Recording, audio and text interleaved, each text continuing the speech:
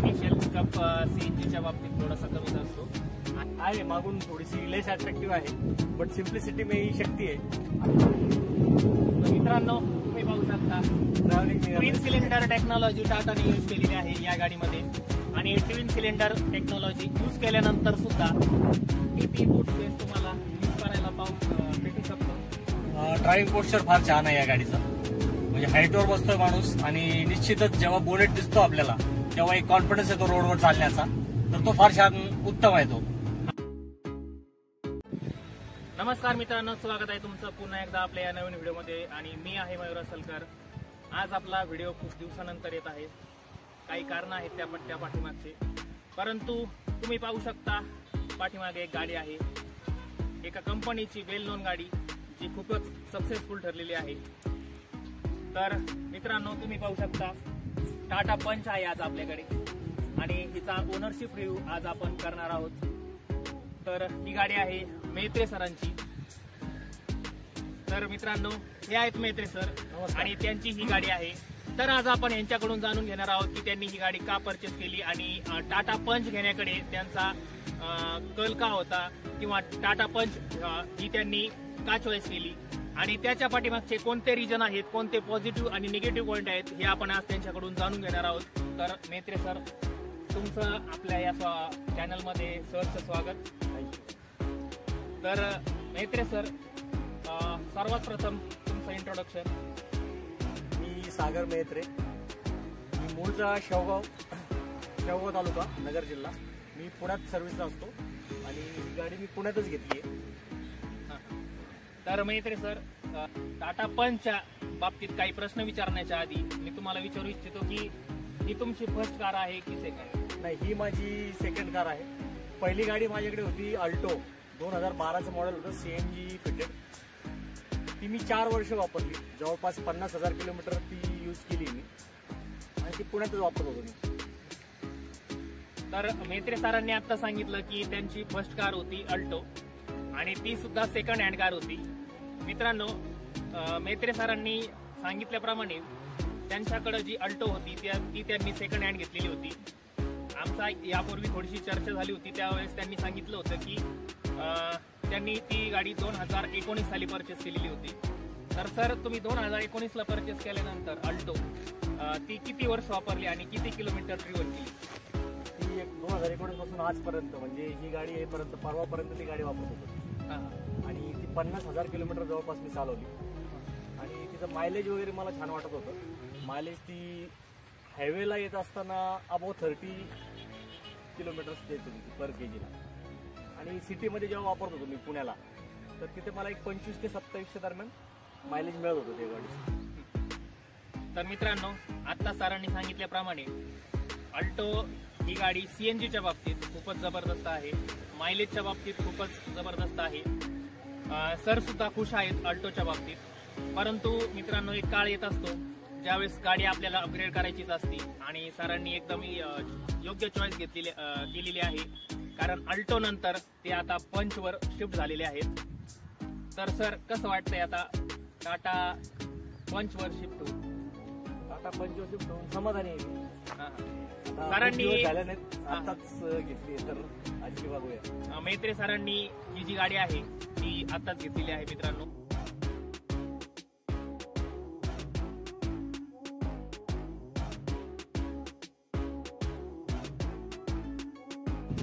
टाटा पंच sir adventure variant घेतलेला आहे. तर हेच व्हेरियंट काय घेतलं तुम्ही? टॉप मॉडेलमध्ये सुद्धा जाऊ शकत होता किंवा बेस मॉडेल सुद्धा चांगलं होतं कमी बजेटमध्ये. यामध्ये 5 व्हॅरियंट्स होते. बजेटचाच विषय होता की लो बजेट हे मी घेतलं नाही, प्युअर व्हॅरियंट. त्याच्यामध्ये आपल्याला बऱ्याच गोष्टी मिसिंग होत्या, जसे की पॉवर विंडो मिसिंग होत्या, त्यानंतर म्युझिक सिस्टम त्यामध्ये मिळत नाही आणि काही टेक्निकल असतील ABS वगैरे जे फीचर्स होते ते आहेत की नाही, I am not sure about that. तर ॲडव्हेंचरमध्ये ऑलमोस्ट जे बेसिक फीचर्स मला पाहिजे होते, की जसे की म्युझिक सिस्टम असेल, 4 पॉवर विंडो असतील, तर हे महत्त्वाचे फीचर्स यामध्ये होते. आणि सरांना एक महत्त्वाचा प्रश्न विचारा असं वाटतो की ॲडव्हेंचर व्हेरियंट सरांनी घेतलेला आहे. तर ॲडव्हेंचर व्हेरियंट घेताना ॲडव्हेंचर रिदम या व्हेरियंटचा सुद्धा ऑप्शन सरांकडे होता, तर तो तुम्ही का नाही?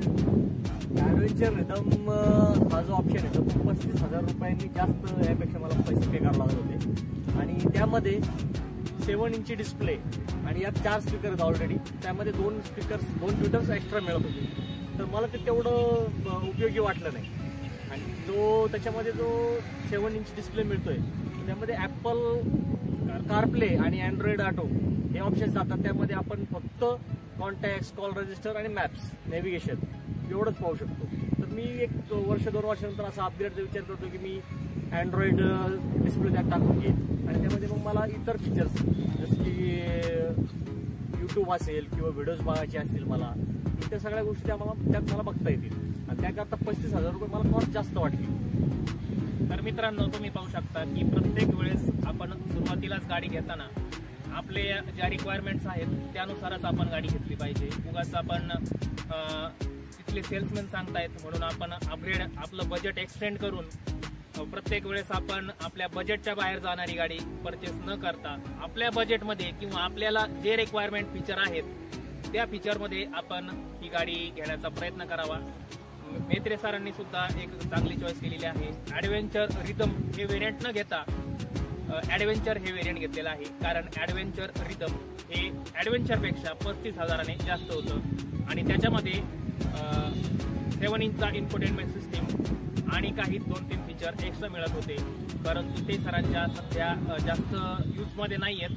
त्यामुळे सर आत्ता विचार करतायत की आत्ता आपण ॲडव्हेंचर घेतलंय आणि 2 ते 3 वर्षामध्ये ते नंतर आफ्टर मार्केट सुद्धा ते लावून घेऊ शकतात.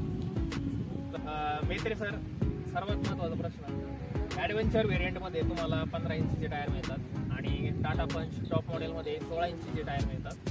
तर ॲडव्हेंचर व्हेरियंटमध्ये असून सुद्धा तुम्ही टायर साईज एकने वाढवण्याचा काही विचार केलेला आहे का? म्हणजेच रिम साईज 16 करण्याचा काही विचार केलेला आहे? रिम साईज 16 करण्याचा विचार केला होता. माझे मित्र आहेत शेवगावला, त्यांचा टायरचा व्यवसाय आहे. तर ते म्हटले की गरज नाही आणि कॉस्ट वाईज ते परवडणार नाही. कारण ते 16 इंची जे टॉप एंड येतात ॲक्टिव्ह व्हेरियंटला, तर ते येतात ऑलॉय व्हील्स आणि यामध्ये रिम व्हील येतात. ते कॉस्ट वाईज परवडणार नाही, म्हणजे गरज नाही तेवढा खर्च करण्याची. आणि त्यांनी मला कन्व्हिन्स केलं. त्यानंतर मी तो विचार बदलला, नको म्हटलं. आणि पूर्वी आपण अल्टो मी 14 इंची टायर घेतलेला, त्यापेक्षा हे बेटर येतात. आणि कॉस्ट त्यांनी जवळपास एका टायरची मला 11 ते 12,000 आसपास एका टायर. मेत्रे सरांनी आता जसं सांगितलं की त्यांचे मित्र आहेत शेवगावला आणि त्यांनी सांगितलं की असं काही विशेष कारण काही येत नाही की आपण एक साईज वाढून टायर घेतलं पाहिजे आणि ते खूप कॉस्टली जातं. त्यामुळे नवीन गाडी घेतली असेल तर तुम्ही जी तुम्हाला टायर सेक्शन भेटलेला आहे त्याच्यावरच तुम्ही काही दिवस कंटिन्यू करा. जर तुम्हाला प्रॉब्लेम वाटला तर मात्र मित्रांनो तुम्ही त्याच्यामध्ये अपग्रेड करून एक साईज वाढवून तुम्ही टायर बसवू शकतात. तर सर, तुम्ही जसं की सांगितलं की आता पाडव्याला तुम्ही गाडी घेतलेली आहे. पाडवा आता 2-3 दिवस झालेले आहेत. तर या 2-3 दिवसामध्ये तुम्ही किती किलोमीटर गाडी ड्रिव्हन केली आहे? या 2-3 दिवसामध्ये मी जवळपास 500 किलोमीटर गाडी ड्रिव्हन केली. म्हणजे पुण्यावरून शेवगावला आणि नगरपर्यंत एक ट्रिप झाली माझी कालच्या दिवसामध्ये. तर एक 500 किलोमीटर मी गाडी चालवली.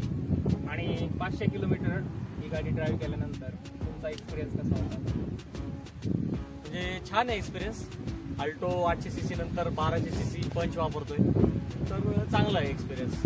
CNGमध्ये थोडंसं लॅक वाटतं की तेवढ्या स्पीड पळत नाही किंवा काय म्हणतो आपण पिकअप तेवढा मिळत नाही. इनिशियल पिकअप कमी मिळतो थोडासा. इनिशियल पिकअप CNGच्या बाबतीत थोडासा कमीच असतो आणि सरांनी सांगितलं की टाटा पंचच्या बाबतीत त्यांना इनिशियल पिकअप कमी वाटतो.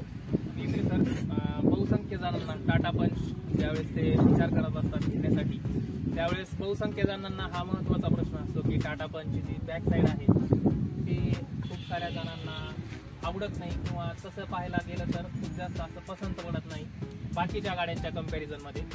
तर तुम्ही आता तर टाटा पंच घेतलेली आहे आणि टाटा पंच घेताना तुम्हाला हा पॉईंट थोडासा ऑड नाही वाटला का? ऑड नाही वाटला. आहे मागून थोडीशी लेस अट्रॅक्टिव्ह आहे, बट सिम्प्लिसिटी में ही शक्ती आहे अशी आमची मान्य आहे. तर छान वाटते ती मला. अशी सिम्पल वाटते, जास्त त्यामध्ये काही जास्त कर्व्ह नाही आहेत किंवा काही नाही, सिम्पलही छान वाटते मला. तर मित्रांनो, तुम्ही पाहू शकता खूप सारे जण असतात ज्यांना लुकपेक्षाही जास्त प्रॅक्टिकल गाडी घेणं पसंत असतं आणि त्यातलेच एक मेत्रे सर असतील, कारण त्यांनी एक बेस्ट गाडी परचेस केलेली आहे.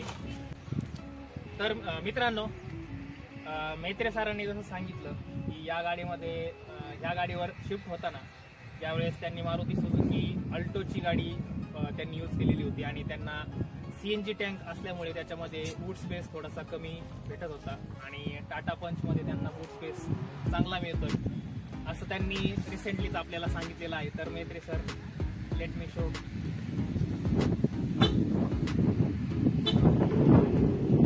मित्रांनो, तुम्ही पाहू शकता ट्विन सिलेंडर टेक्नॉलॉजी टाटाने यूज केलेली आहे या गाडीमध्ये आणि ट्विन सिलेंडर टेक्नॉलॉजी यूज केल्यानंतर सुद्धा किती बूट स्पेस तुम्हाला यूज करायला भेटू शकतो.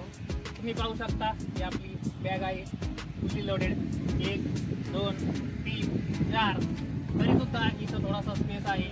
इथं 5वी बॅग आणि इथं थोडासा स्पेस आणि पार्सल ट्रेवर सुद्धा तुम्ही छोटंसं असं सामान ठेवू शकता. म्हणजे 3 ते 4 दिवसांच्या ट्रिपसाठी एकदम चांगला असा बूट स्पेस या गाडीमध्ये तुम्हाला मिळू शकतो. तुम्ही पाहू शकता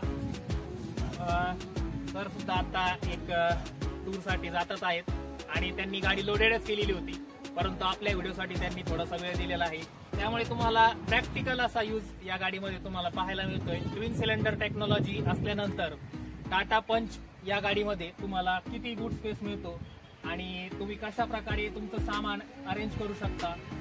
इव्हन पार्सल ट्रेवर सुद्धा त्यांनी व्हॅक्युम क्लिनर ठेवलेला आहे मित्रांनो. आणि डीलरने दिलेला आहे, टाटा पंचच्या टाटाच्या डीलरने हा त्यांना व्हॅक्युम क्लिनर दिलेला आहे आणि तुम्ही पाहू शकता पार्सल ट्रेवर त्यांनी ठेवलेला आहे. मित्रांनो, तुम्ही पाहू शकता जर तुम्हाला इथे बूट स्पेस कमी वाटत असेल तर छोटं मोठं तुम्ही इथं सुद्धा पार्सल ट्रेवर सामान ठेवू शकता. तर मित्रांनो, तुम्ही पाहू शकता आता आपण गाडी ड्राईव्ह करून पाहत आहोत. टाटा पंच ही गाडी आपण ड्राईव्ह करताना सुद्धा आपल्याला सिटिंग पोस्चर जे आहे ते सुद्धा व्यवस्थित असं आहे आणि ज्याच्यामुळे आपल्याला बोनेट सुद्धा अगदी व्हिजिबल आहे. आणि बोनेट व्हिजिबल असताना आपल्याला ज्यावेळेस आपण गाडी चालवतो त्यावेळेस आपल्याला जो कॉन्फिडन्स असतो तो नेक्स्ट लेवल असतो, जेणेकरून आपण अगदी कॉन्फिडन्सली गाडी चालू शकतो. आणि ह्याचाच अनुभव मेत्रे सरांना आलेला असेल, कारण त्यांनी सुरुवातीला मारुती सुझुकीची अल्टो यूज केलेली आहे आणि आता ते टाटा पंचवर शिफ्ट झालेले आहेत. तर सर, तुमचा एक्सपिरियन्स कसा होता तो थोडासा सांगा. ड्रायव्हिंग पोस्चर फार छान आहे या गाडीचं. म्हणजे हाईटवर बसतोय माणूस आणि निश्चितच जेव्हा बोनेट दिसतो आपल्याला तेव्हा एक कॉन्फिडन्स येतो रोडवर चालण्याचा, तर तो फार छान उत्तम आहे. तो एक 5 फूट 8 इंच हाईट असलेला माणूस जर ड्राईव्ह करत असेल तर पाठीमागे किती लेग स्पेस मिळतो आणि किती हेडरूम शिल्लक राहतो ते तुम्ही पाहू शकता मित्रांनो. लेग स्पेस चांगला मिळतोय आणि थाय सपोर्ट जो आहे या गाडीमध्ये तो हा मला जास्त छान आवडलाय. पूर्ण आपण म्हणजे चेअर मध्ये बसल्यासारखं, अगदी घरी बसल्यासारखं असं बसल्यासारखं वाटतं याच्यामध्ये. या गाडीमध्ये 5 अडल्ट कम्फर्टेबली बसू शकतात का? नक्कीच बसू शकतात. म्हणजे काल आम्ही जो ट्रॅव्हलिंग केलंय पुणे ते शेवगाव, त्यामध्ये 5 अडल्ट आम्ही इथे बसलेलो होतो. मित्रांनो, तुम्ही पाहू शकता ज्यावेळेस इथे मध्ये हंप असतो त्यावेळेस 5 अडल्ट इथे कम्फर्टेबली असं बसू शकत नाही, परंतु ज्यावेळेस इथे हंप दिलेला नसतो त्यावेळेस 5 अडल्ट कम्फर्टेबली बसू शकतात. आणि सरांनी आता सीट कव्हर टाकलेले आहेत. तर सर, सीट कव्हर किती तुम्हाला कॉस्ट पडलेली आहे त्याची? आफ्टर मार्केट मी यात थोडंसं काम केलंय. सीट कव्हर्स केलंय, फ्लोरिंग केलंय. बाहेरचं जे आपण बघितलं तर रूफ रेल या ऍडव्हेंचर मॉडेलमध्ये येत नाही, व्हॅरियंट मध्ये. तर आपण रूफ रेल ऍड केलंय आणि डोर वायझर्स की जे पावसाळ्यात खूप उपयोगी असतात. तर ह्या एक 4-5 गोष्टी मी केल्यात. अप्रॉक्सिमेटली 20,000 माझा खर्च झाला आहे त्यासाठी. चालेल. तर सरांनी या गाडीमध्ये खूप सारे असे चेंजेस सुद्धा, जे नेसेसरी चेंजेस आहेत ते सुद्धा चेंजेस केलेले आहेत आणि त्याचा अप्रॉक्सिमेटली खर्च 20,000 आलेला आहे. तर सर, ऍडव्हेंचर व्हेरियंट तुम्ही घेतल्यानंतर तुम्हाला ही गाडी ऑन रोड किती रुपयांना पडली होती आणि त्यानंतर तुम्ही 20,000 खर्च केला, तर 20,000 खर्च धरून तुम्हाला ही गाडी एक्झॅक्टली किती रुपयांना पडलेली आहे? मला ही गाडी शोरूम मध्ये सगळ्या खर्चासहित 8,65,000 गेली आणि त्यानंतर जेव्हा मी 20,000 रुपये एक्स्ट्रा खर्च करतोय तर 8,85,000 रुपये आज ही गाडीची किंमत झाली. मला सांगताना त्यांनी 8,92,000 93,000 असे सांगितले होते. त्यानंतर त्यांचे डीलरशिपचे डिस्काउंट वगैरे करून त्यांनी मला 8,65,000 गाडी दिली. तर मित्रांनो, तुम्ही पाहू शकता, ज्यावेळेस आपण गाडी परचेस करण्यासाठी जातो त्यावेळेस जो गाडीचा तिथलच्या डीलरचा किंवा टाटाच्या शोरूमचा जो सेल्समन असतो तो जी किंमत सांगतो त्याच किमतीला आपण गाडी न घेता थोडंसं निगोशिएशन करून आपण एकदम योग्य किमतीला गाडी घेऊ शकतो. आणि जे निगोशिएशन मध्ये कमी झालेले पैसे असतात त्याच पैशामध्ये आपण काही नेसेसरी गोष्टी असतात, जसे सरांनी आता सांगितलं की सीट कव्हर, त्यानंतर फ्लोरिंग केलेलं आहे सरांनी, आणि अशा नेसेसरी खर्चासाठी आपल्याला तेच पैसे आपल्याला आपण यूज करू शकतो, जेणेकरून आपल्या बजेटमध्ये आपण एकदम योग्य व्हेरियंट आपण चॉईस करू शकतो.